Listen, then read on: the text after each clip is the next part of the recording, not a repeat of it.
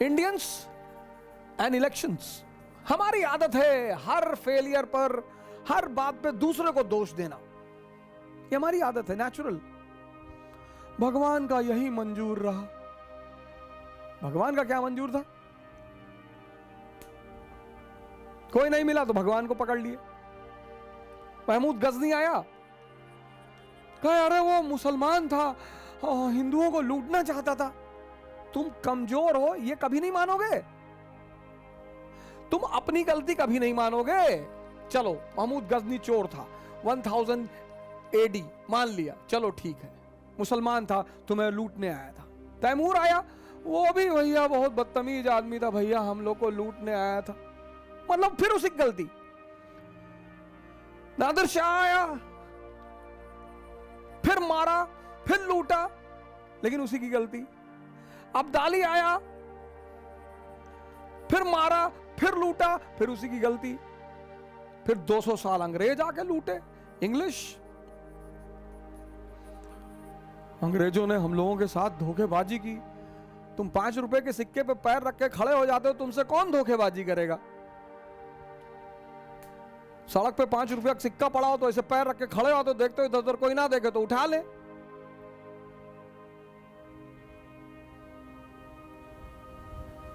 कभी अपनी भी गलती मानो यार, कभी अपनी भी रिस्पॉन्सिबिलिटी लो। पिछले 30 साल से इस देश में कोई हिंदू शेर को चुन रहा था, कोई मुसलमान शेर को चुन रहा था, कोई दलित शेर को चुन रहा था, कोई ब्राह्मण शेर को चुन रहा था। वीडियो डालते थे, ये जा रहा है ब्राह्मण शेर। नेता चुनना है ना, दलित चुनोगे, अंबेडकर की तरह चुन लो।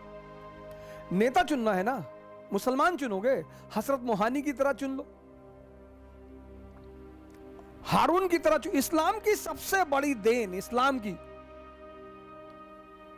की सबसे बड़ी देन जो इस देश के 90% मुसलमानों को नहीं पता है। राजनीति में इस्लाम की सबसे बड़ी देन, राजनीति में नहीं पता, वो है एनलाइटेंड एरिस्टोक्रेसी। ये इस्लाम की सबसे बड़ी देन है, एनलाइटेंड एरिस्टोक्रेसी। और इसमें 2 नाम इतने महान हैं, एक अल हारून और दूसरा उसका बेटा अल मामून। सर पढ़िए कभी इनके बारे में। 90% मुसलमान औरंगजेब का नाम जानते हैं, इन लोग का जानते ही नहीं। औरंगजेब बड़ा बढ़िया आदमी था, चच्चा थे तुम्हारे ना। भाई साहब वो महान आदमी था, हाँ बहुत महान था। एक बार आसमान में से उंगली डाल के छेद कर दिया था, वो बाद में नासा वालों ने भरा। ये इन्होंने एक डिपार्टमेंट बनाया सर बगदाद में, बैतुल हिकमत। पर मुसलमानों से कुछ बोल दो, नाराज हो जाते हैं। संगी है, संगी संगी संगी है ये। हाँ, बैतुल हिकमत सबको बुलाया सर, पूरी दुनिया के विद्वानों को। ये इस्लाम की राजनीति को सबसे बड़ी देन है। कैलिफ सिस्टम, जो आदमी एनलाइटेंड होगा वो स्पिरिचुअल हेड होगा और वही पॉलिटिकल हेड होगा। हजरत अबू बकर, हजरत उमर साहब की कहानियां सुनो सर। मुसलमान इसी को भूल गया। नेता चुनो सर, तुम दलित नेता चाहते हो ना, दलित नेता चुनो, अंबेडकर जैसा चुनो।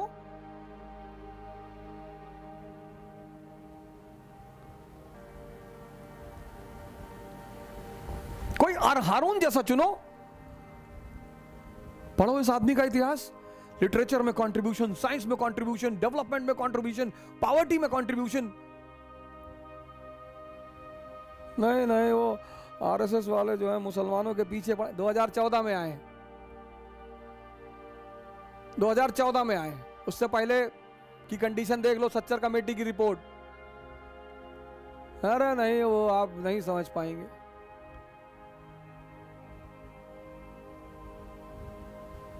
ये पटेल, आजाद, नेहरू, गांधी, अंबेडकर, ये सर पढ़े लिखे लोग थे सर। अंबेडकर के पास इतनी डिग्रियां थी सर, इतनी। मैं उनकी एक फोटोग्राफ है अपने पास रखता हूं हमेशा, मैं दिखाता हूं आपको।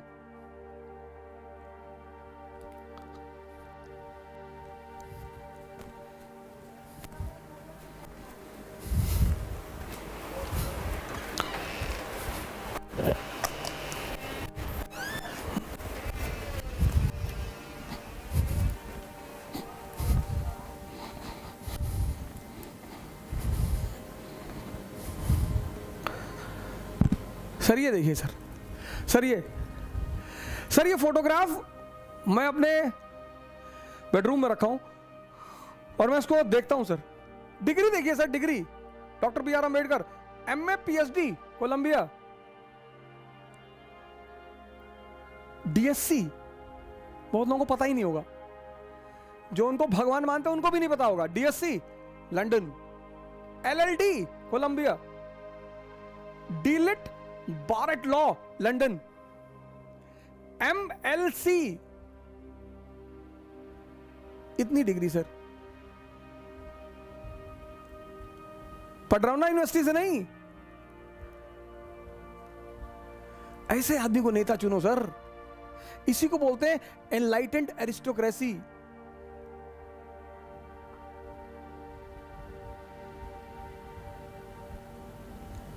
पढ़ो, कितने ताकतवर थे मुसलमान। पूरा स्पेन से लेके कैस्पियन सी, स्पेन से लेके चाइना सी, कैस्पियन से लेके हिंदुस्तान, सब पर कब्जा। कुछ तो बात रही होगी ना सर। भगवान राम जैसा राजा चुनो, त्याग करने को तैयार है हमेशा, खुद के लिए कुछ नहीं करना, कभी पिता के लिए करना, कभी प्रजा के लिए करना। गुरु गोविंद सिंह जैसा राजा चुनो सर, 4 बेटे कुर्बान।